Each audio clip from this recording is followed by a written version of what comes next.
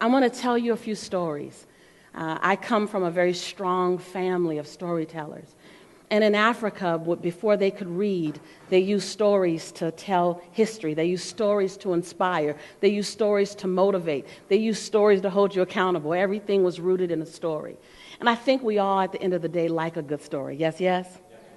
Now, I'm also a Chicken Soup for the Soul co-author. So I know a little something about stories. When I co-authored Chicken Soup for the African American Soul, I had to read 3,200 stories to find 189 phenomenal stories. And then when I co-authored the second book, by the time I finished that, I had read over 5,500 stories to find the best 189. So I found the power in stories because I was liberated through someone else's story. I was empowered, I was inspired, I was healed through someone else's story. So tonight I'm going to share a few stories with you. I want to start with, there was a time my grandmother and I were sitting and my grandmother said, "Baby," she starts every conversation with baby. She said, "Baby," she said, "when you get my age, you're supposed to sit in your favorite rocking chair. And you're supposed to tell the stories of your life. But you got to tell the story to your grandchildren and your grandchildren's children and your neighbors. And just tell the story to anyone listening. Tell the story of your life, baby."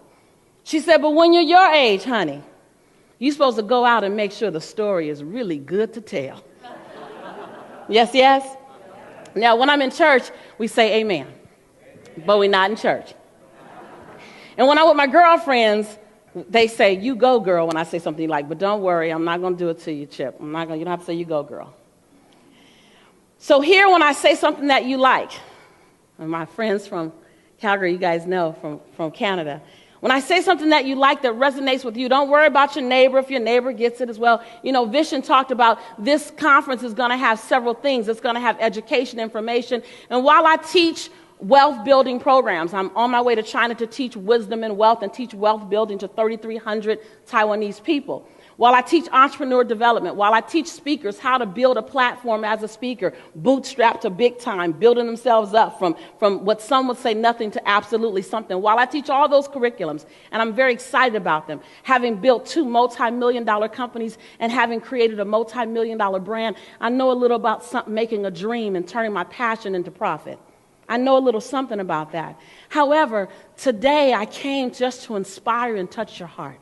You've got some of the best content on the planet in the last couple of days. Would you agree? Some of the best content on the planet. Some of the best content on the planet. And, you know, I'm a content queen. I sit around a lot of content providers. And I can say this is some of the best content on the planet. And so I just came to talk to your heart. We can have other experiences where I teach you techniques, but you've learned a lot of really great techniques. I thought I'd just talk to your heart. Is that okay with you guys? Is that all right? Just make sure that everything that's been given is settled and rooted into some good substance and some good soil. Is that okay, you guys? Otherwise, it was just a great experience that comes and goes. And we don't want this to go anywhere. So let's root it. As David said, let's anchor it. And so that's what my assignment is going to be with you guys. And so when I say something that resonates with you, I want you to say yes, yes. But I want you to say the second yes louder than the first yes. Turn the volume up on that one. I want you to say yes, yes. The volume on the second yes has to take you right outside the comfort zone. Try that. 1, 2, 3. Yes, yes. That's pretty good. Not quite worth my trip to Costa Rica.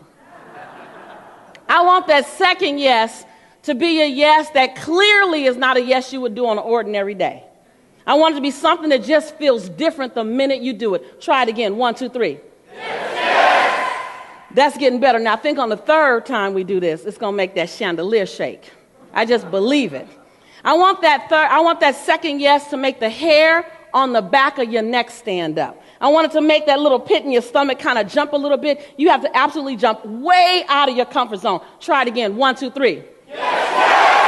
Every time I say something that speaks to your soul, I want you to say, yes. Every time I say something and you say, that's absolutely me, I want you to say, yes. Every time I say something, that part of you that's coming alive, even the part that you haven't acknowledged yet, I want you to say, yes. Even with knees knocking and teeth chattering sometimes, you have to say, yes. When you leave here, and someone gives you an opportunity that feels good, you may not know the how, but it just feels right, I want you to say, yes. When someone says something to you and they may not even know about the yes, yes, and they say, baby, do you want to do something different today? Even if you don't want to, but you know you got to get out of your comfort zone and say, yes, yes. Now, because they weren't here, they might think you're a little strange. But that's okay, because I realize when you're birthing a dream, you might have to be willing to be perceived a little strange. Yes, yes? Yes. That's your cue. That was one of those moments when it said something resonated with just say it. Don't ask for permission. I'd rather you live a life of asking for forgiveness versus asking for permission. So anytime I say something that speaks to you again, just say those words. And so I realize that sometimes you may have to seem a little strange. And why would I have you say yes, yes? Because in 2009, you may have only said yes one time. And if we want to get something different, we might have to do something different. Even if it starts with just one extra yes. Yes, yes? Yes, yes? Yes, yes? So many times people don't want to step out for the fear of being perceived strange. Well, let me tell you the freedom in strange. See, there was a gentleman who said, let's take a long walk for freedom. Let's walk miles, over 36 miles, and I think some of them walked in their Stacy's and the church shoes. And I know somebody said, Martin, you have to be crazy. And Martin Luther King said, let's walk anyway, and we all are the benefactors of that walk. Yes, yes?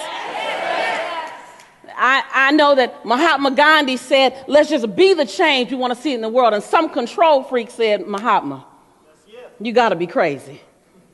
And he said, well, that's all right. And I know Mother Teresa, when she said, let's end hunger by feeding one child at a time, someone that wanted a massive buffet said, look, Mama T, you got to be crazy.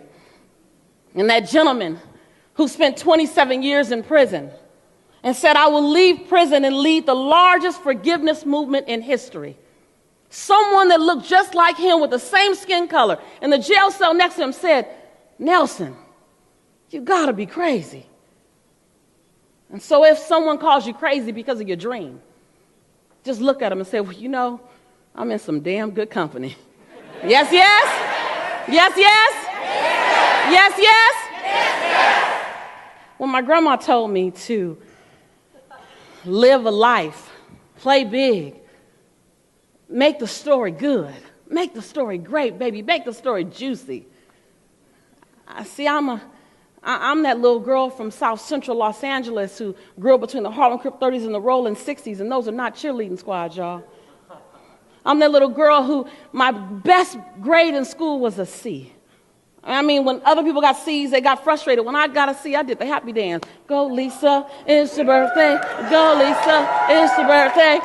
That's a really good grade for me. Anybody else? Anybody else got a C as a great grade? Thank you very much. Thank you very much. And so, you know, I was that kind of kid where I needed to hear it several times. I tell people I'm not a fast learner, I'm a thorough learner. But in school, that didn't quite work. And so I struggled all 12 years. I look at my life now, my grandmother says, baby, make sure the story is good to tell. Make sure it's juicy to tell. And don't allow anyone to take your dream away no matter what. And I'm off at 18. I'm like, okay. So I go off and I start writing. Grandma, I want to be a speaker. She's like, okay, baby, well, start writing, start speaking. I'd write a speech for her, and I'd take it to her and say, Grandma, here's a speech. And she'd read it, and I said, no, let me recite it to you. And I'd recite my speech to my grandmother, and she'd go, And then I'd circle the part that she said, on, because that was a good part. And at the end of the speech, I'd say, here, put it in the folder, Grandma. She'd put it in the little black folder. I still have the picture of the folder, black folder with Lisa's speeches on it. She put it away in the folder. I come back in 2 weeks, and I read another speech to her, and she go, and I'd circle. And I said, here, Grandma, put it in the folder. I did this for like a year. I put like 12 speeches in her folder. I'm like, Grandma, I got some great speeches. She said, yes, you do, baby. She said, but baby, do you want to inspire millions? I said, yes, hundreds of millions, baby. I said, yes. She said, well, don't you think you need to tell somebody other than Grandmama about these speeches? Yes, yes. You got to share your dream. You can't be afraid to share. Sean talked about it. You got to share your dream. You got to be willing to look a little strange. You got to be willing to sometimes walk alone. I tell you, when you're walking alone with your dream, it's because no one else God didn't give the dream to anybody else but you. Yes, yes? And you're impregnated with something that's greater than you. So if it feels uncomfortable, it amazes me how when it gets hard, you want to quit. You're impregnated with a dream bigger than you. What part of labor did you think would be comfortable? Well, you're birthing something. You're birthing something. You're birthing something. You're birthing something. You go in, when a woman goes into labor, she's not thinking about the labor. She's thinking about the other side of labor. That's the only reason why we sign up for this. Yes, yes? Yes, yes. And that whole time when we're in labor, we're thinking about it's worth it. It's going to be worth it. When I hold my baby and when our husbands, our children's father beside us, they're saying, come on, please keep going. Please let it come out because something beautiful is coming. Let's just hold our dreams the same way, precious and delicate, no matter what. And sometimes we say, I want it to come out sooner, quicker, faster. I'm in a rush. I'm looking at Joe and I'm looking at Sean. I'm looking at Vision. I'm looking at David. I need it to come out faster. And just like any doctor would say, baby, you got to go full term. Because if it don't come full term, it's going to be in danger of not being fully developed. Your vision needs lungs to breathe life into the world. I had to go through a journey to get in front of you today. I wasn't helicopter landed here, and the secret didn't get me here, nor was I an overnight success, because if I was, that was the longest night of my life. Yes, yes? Because long before the lights came on, long before Chicken Soup called me, people say, how did you get the Chicken Soup deal, Lisa? How did you get the secret deal, Lisa? How did you get on Oprah, Lisa? How did you get on Larry King? How did you get on Extra? How did you get there? I said, I just answered the phone. But the question you should ask me is, how did I get the phone to ring? Yes, yes? Yes, yes? See, it's what you're willing to do when the lights are off. It's what you're willing to do in the dark of the night. It's what you're willing to do when no one's looking. It's what you're willing to do for the person that cannot give you an endorsement because no one would listen to theirs. They're not quite important enough. It's what you would do for them. Yes. Right. It's what you would do just because it's the right thing to do. It's what you will do because it's harder for you not to do it. It's what you will do that, sure, you'll do an energy exchange of finances, but if they don't have it, you'll find a way to make it work just because it's the right thing to do. That's how you make the phone ring. That's how you make secret come. There's no secret in who I've been. That was just a project that I attached myself to leverage my name and to contribute to the world. And by the way, people say, oh my God, you must be a millionaire after The Secret. I did that for free. So all you guys thought I was bathing in $100 bills. I might be, but it's not from The Secret.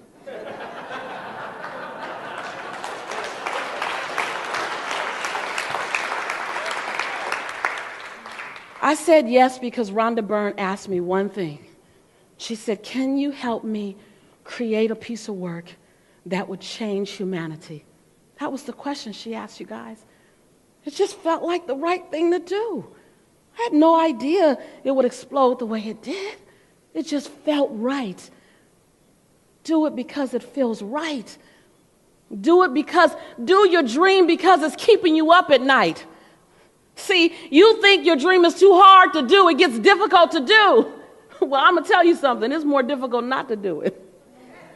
You ain't going to ever get no sleep. Because it's in your being, it's in your fiber. The scariest thing to do was to say yes to my champion. Because then I had to put my story aside. Then I had to be the little girl from South Central LA who had 3 fights a week to get home from school, who barely got over C, who was 100% under the poverty line. I had to be her in my past. She could not fit in my present. She simply got me to where I am today. I don't hold on to her. I embrace her, love her, but she doesn't hold me back. She doesn't impede in me. I don't use that story. People say, how can you be an African-American woman on stage, main stage with predominantly white men, and you're just like, you're as powerful as they are? How did you get there? I said, I didn't know I couldn't be there. Yes, yes? I didn't get the memo. Like, what are you willing to give yourself permission to do? I'm going to ask you some key questions throughout this process. And I didn't come here to so much give you a lot of information. I came here to ask you some questions that might stir your soul. I came here to share some stories with you that might open your heart and allow you to give yourself permission to play bigger. Just because it's the right thing to do, because it's your assignment. Because until you say yes to your big picture assignment, you won't be at peace with the current day. You know that. Yes, yes? Yes. And that the world is waiting on you, that your gift is not given to you for you. Your gift is given to you to help save our lives, to help change our lives. You keep thinking it's about you. I'm scared. I'm afraid. I'm tired. It ain't about you. It's about us.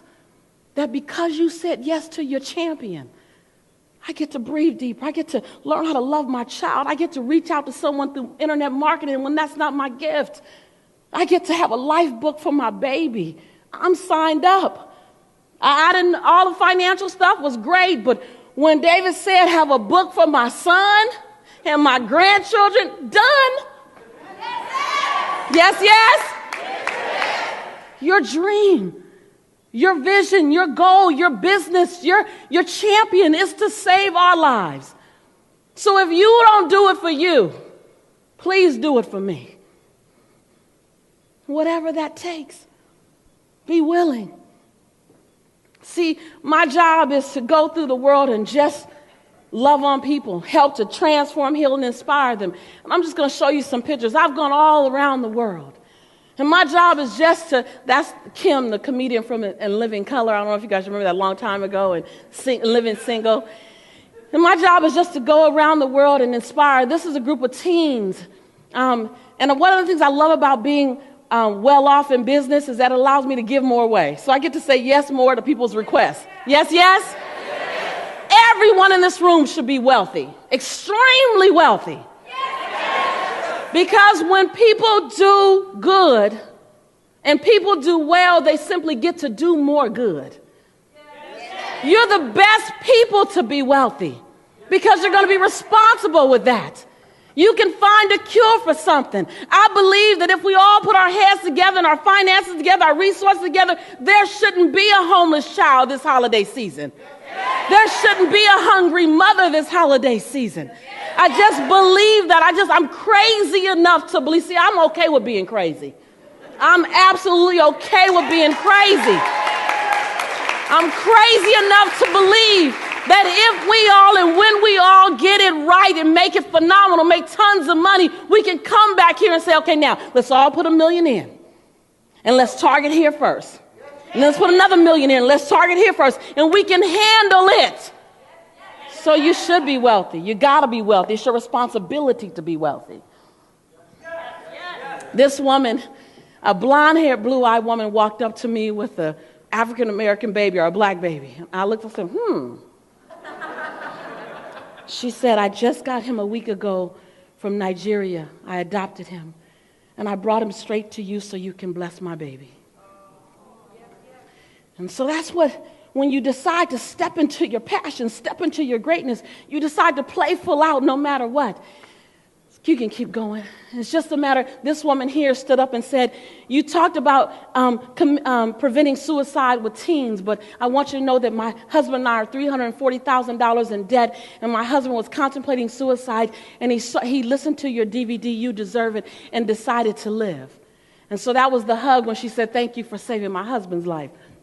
And just traveling around the world and just enjoying and celebrating people and stepping into my greatness and saying yes to my gift. When are you going to say yes, play full out? When are you going to say no matter what? When does it become not an option for you? See, for many of you, your success is still an option. That's one of my investors. My investor not only invested tons of money in my business, she then turned around and brought all of her children to the workshop. Then she turned around and began to train with me for the last 3 years. So when you can step into relationships, she was happy, grateful to give me the money, then grateful to bring her family, and then grateful to come learn. When you're contributing, like Joe said, when you're contributing high, it all seems to roll out.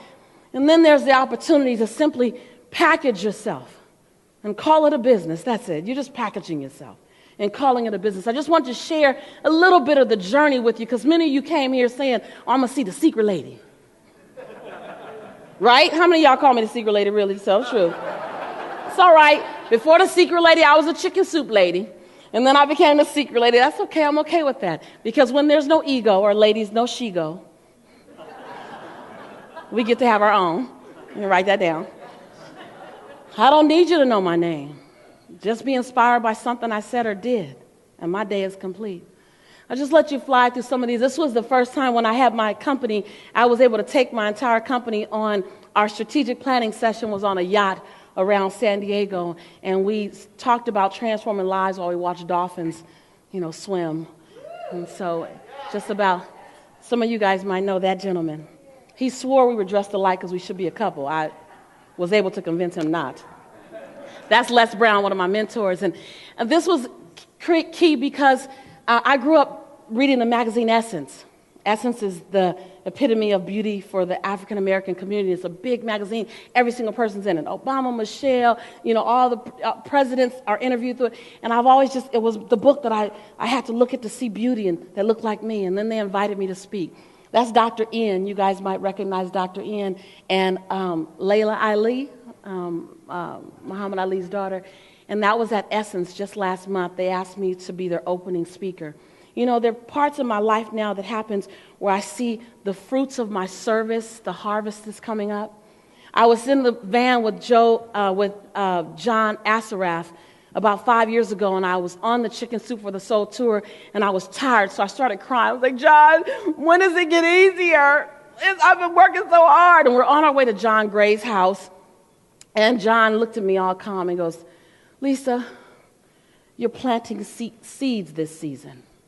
Sweetheart, you cannot plant the seeds and reap the harvest in the same season. Isn't that delicious? Yes, yes?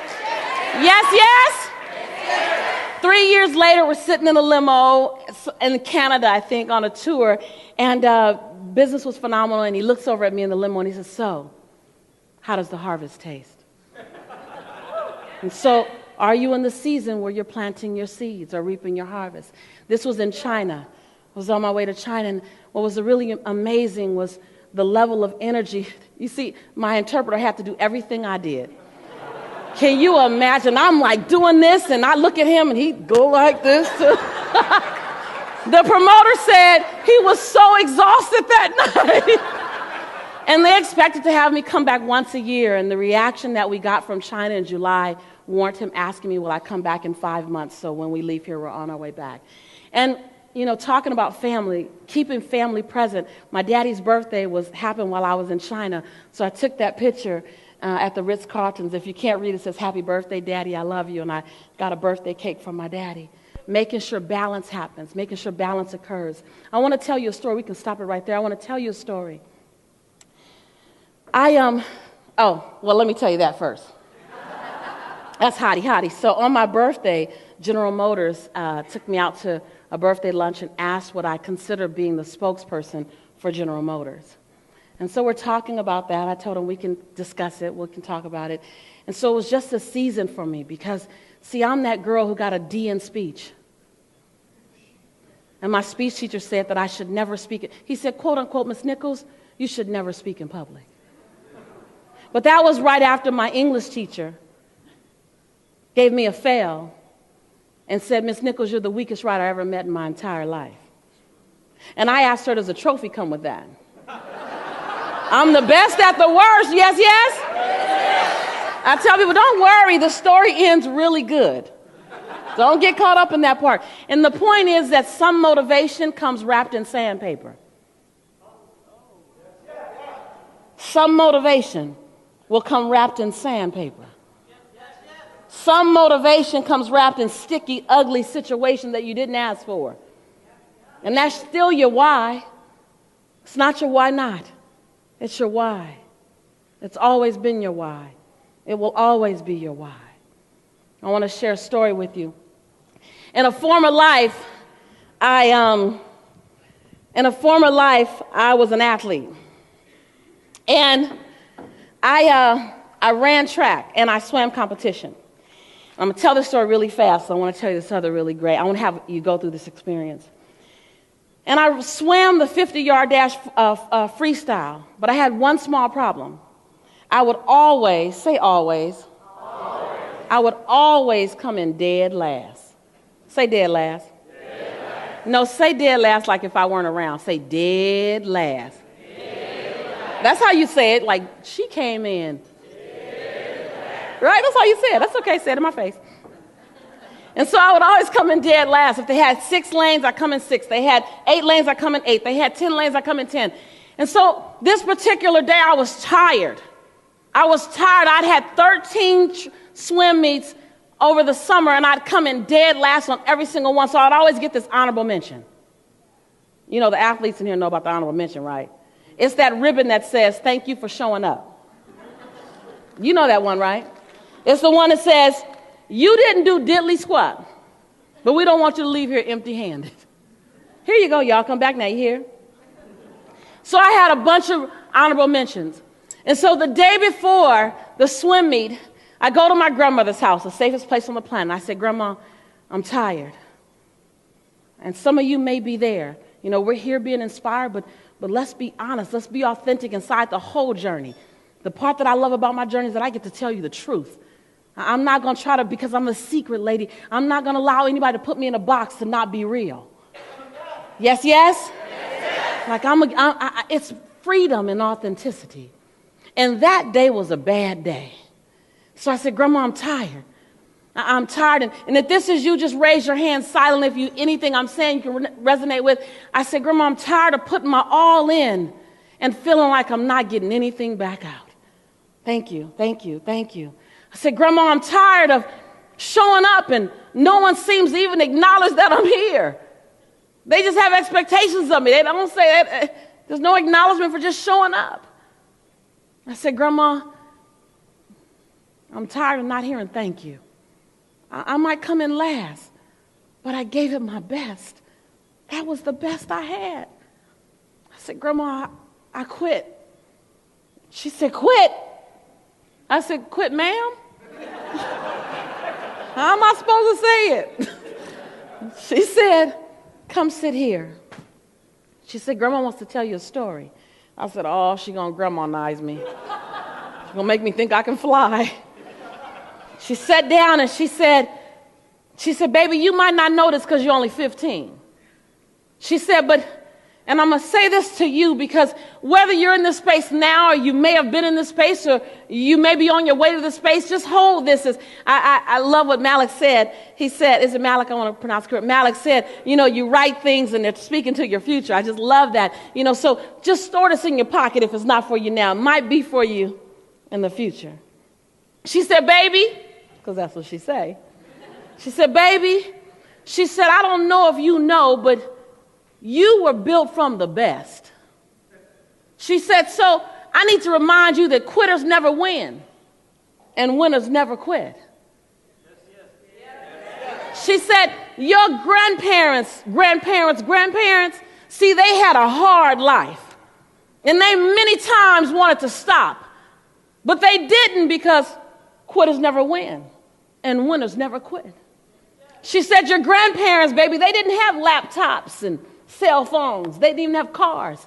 They worked sometimes in the fields until the fingers burst with blisters and their feet burst with blisters. And they wanted to stop, but they didn't because quitters never win and winners never quit.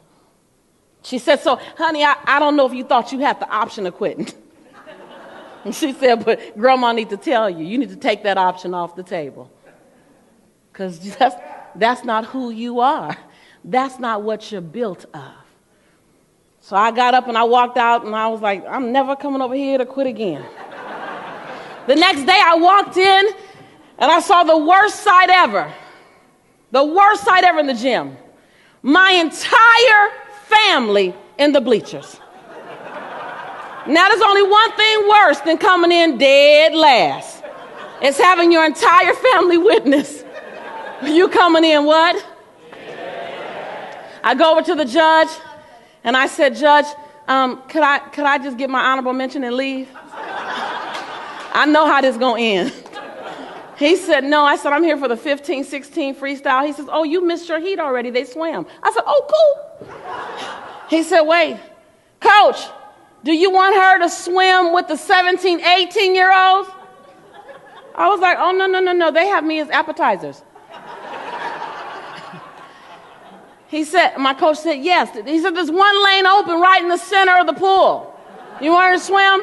My coach was like, Lisa, go ahead. I was like, Coach, I don't need to swim. She goes, yeah, you need the practice. I said, I know how to lose. I have mastered losing. I have a loser shrine at home. Thank you very much. Go ahead, Lisa. I get on deck, and I got to tell you, there's a big difference between a 15-year-old girl and an 18-year-old girl. At 15, I had cornrows going back with matching blue barrettes. At 18, Speedo cap. At 15, I had a lace bathing suit, lace going down. At 18, Speedo. At 15, hi, how you guys doing? Hi, my name is Lisa. Could you wait for me?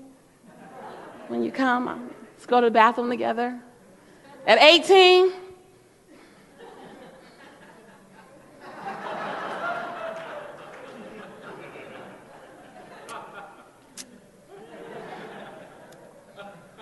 I got on deck, and some of you might be here right now. Swimmers to your mark. I said, I don't know how I'm going to get through this time.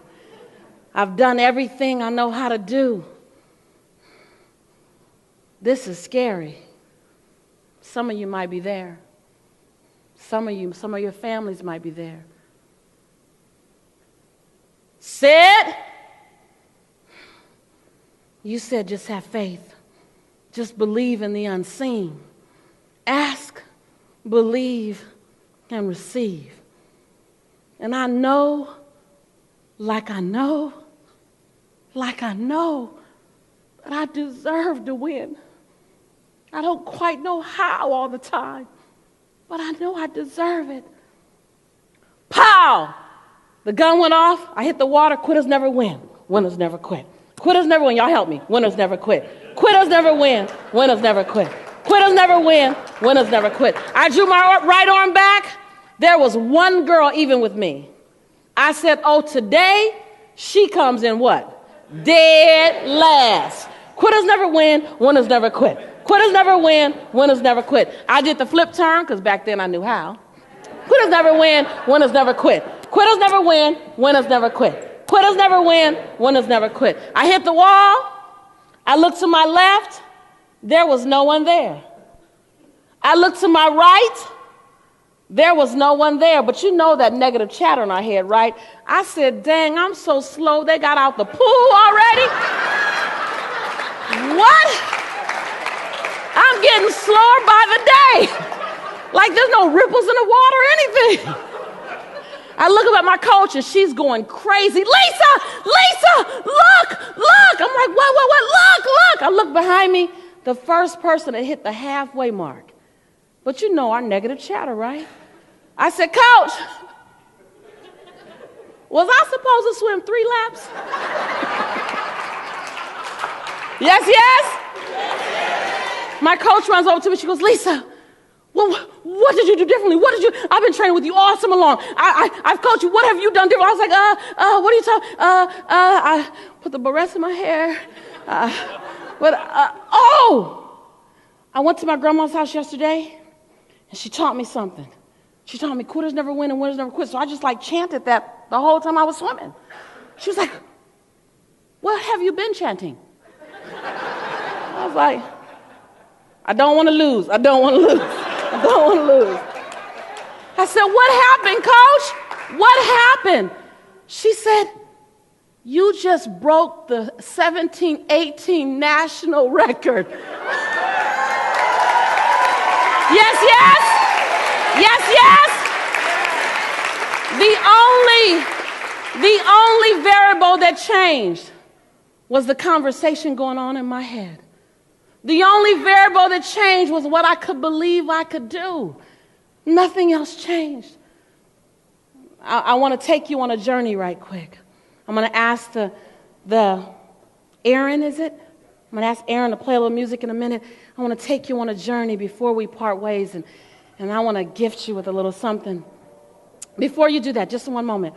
10 years ago, a gentleman walked me through a visualization, and I was in a room with 800 people, and he had us sit and close our eyes.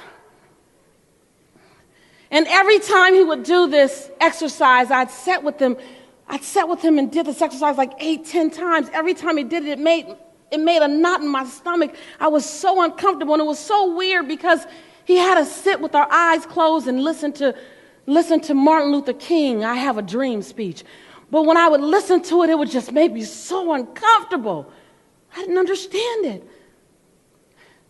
And I realized that the dream that I had, I was afraid if it came true. Like some of you are not afraid of it not working. You get nervous about if it does work. Like I'm that little girl who's ordinary, who simply chose every day to make extraordinary decisions. I'm that girl who said, I'll say yes to my greatness with knees knocking and teeth chattering. I'll still say yes. I'll say yes, not knowing the how or the when, but just the fact that it has to be. And so I just stopped by Costa Rica with you to stir your soul a bit, to make it uncomfortable for you to stay where you are.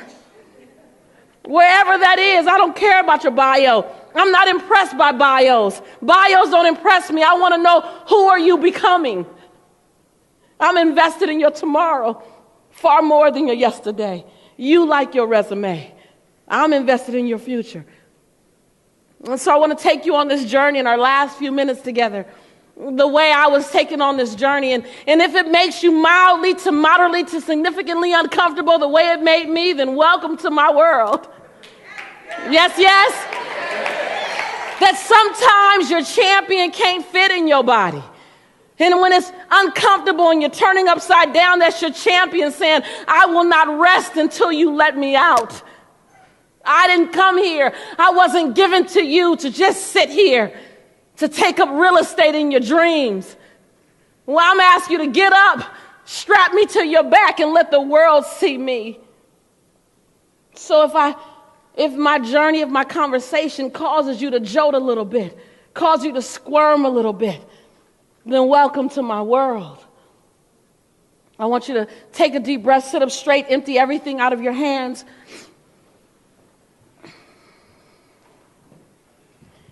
Take a deep breath. I'm going to play a little music now. This gentleman talked about Dr. King. Dr. King had a vision that each one of us will have the opportunity to live our life in our own righteousness. And that any one of us, black, white, Asian, Latino, that any other color, any other culture, we get to play together. That man and woman is seen for their heart, their spirit, and their contribution. That's what Dr. King said. And he said something so important. He said, I might not be there. I might not be there when you're able to do these things. Like imagine a dream so big that he said, I might not be there when you get to do it. But I'm going to still hold the dream and create it. That I'm willing to live, speak, and die for this dream. I might not get there with you, but we'll get there. Like, imagine a dream so deep, so visceral, so real, that he's willing to lay his life on the line for you and I. for us to have this moment so that a little black girl from South Central LA can come to Costa Rica with all of you and have this experience. And so I ask you, where do you see yourself in 5 years? What's your dream now? I want you to visualize your dream. I want you for a moment to see yourself 5 years out, and you didn't hit all your goals. You surpassed all your goals. Everything you wanted, you got it, and then some. Yes, yes. There is your dream to the third power came true. Just imagine that. Take a deep breath. Imagine yourself driving up to your home, and this is the very same exercise that he gave me. You're driving up to your home, and whatever that car is, that fabulosity thing that's important to you, that makes you feel good when you're rolling down the highway. And you pull up and the gates open and you drive another half a mile up to your house. I told you the dream was better than you thought. I said to the third power, you have to drive a half a mile to the house. And you drive to your home, and I love this because David was talking about this yesterday with John's home, and it was just such a great setup. Now we're going into your home. We're not in John's home. We're not in David's home. We're not in Warren Buffett's home. We're in your home. Yes. You open the double doors.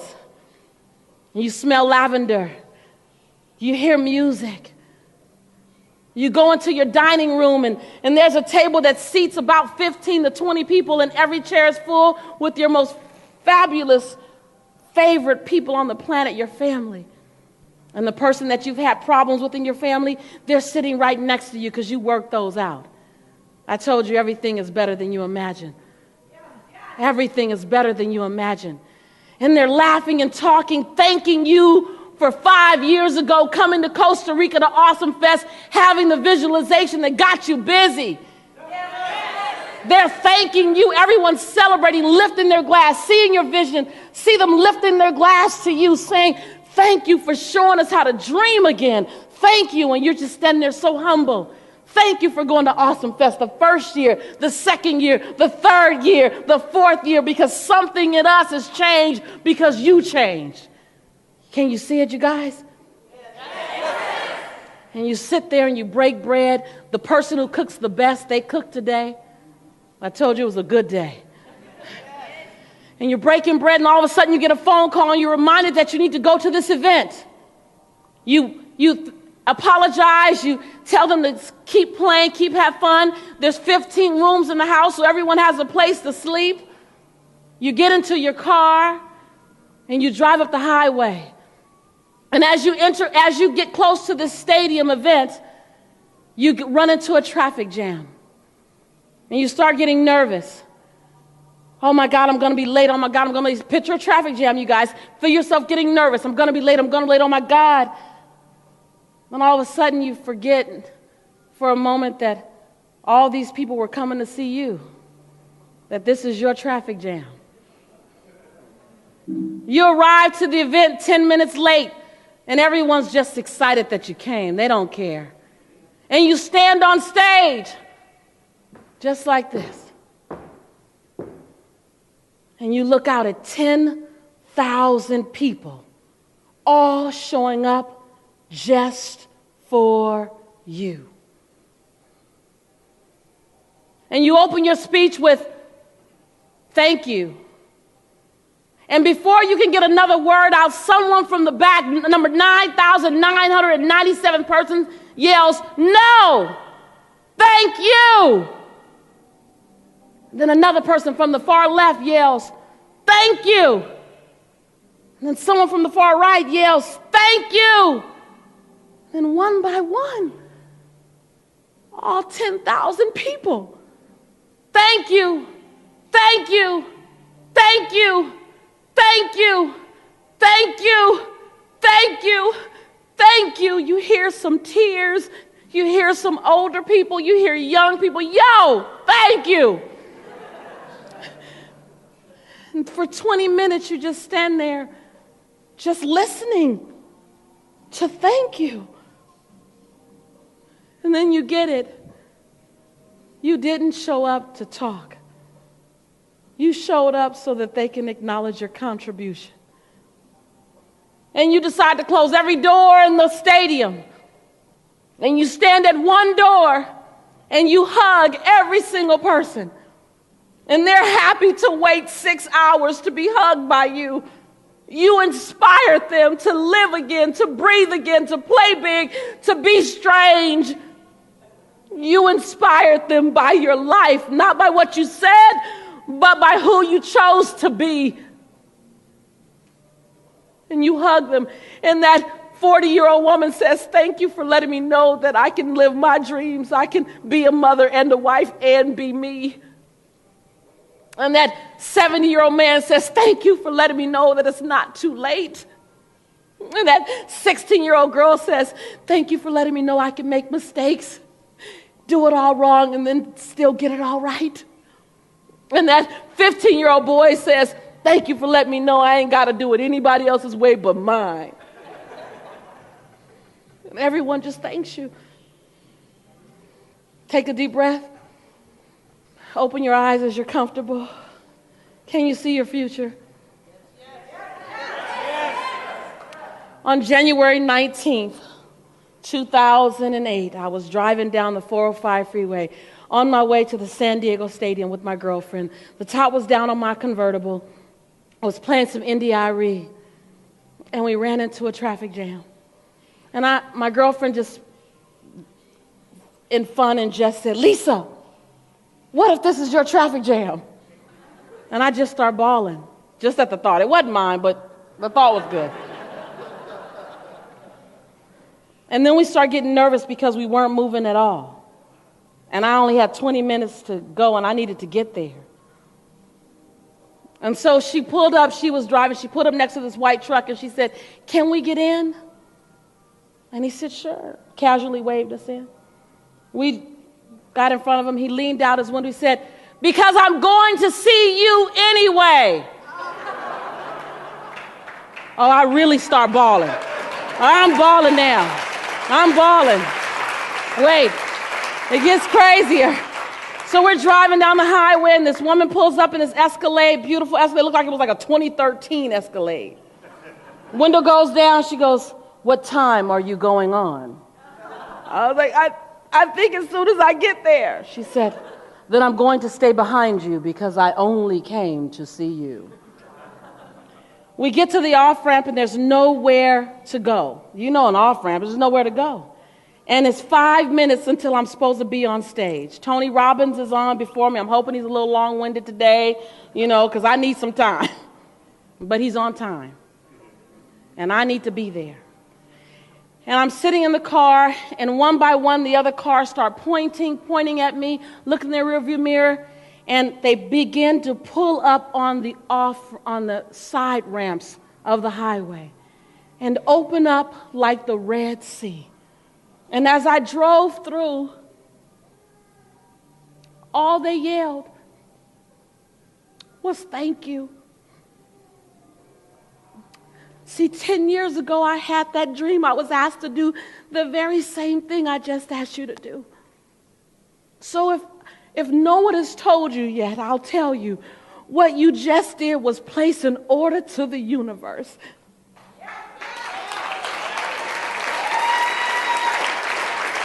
When I got to the stadium, there wasn't 10,000 people there waiting on me. There was 10,500. And so I'll close with, your life is waiting. You may have played big, but there's bigger. There's more people to be served. And so I want to thank you for allowing me to spend this time in front of you. Thank you for allowing me to bring my stories to you.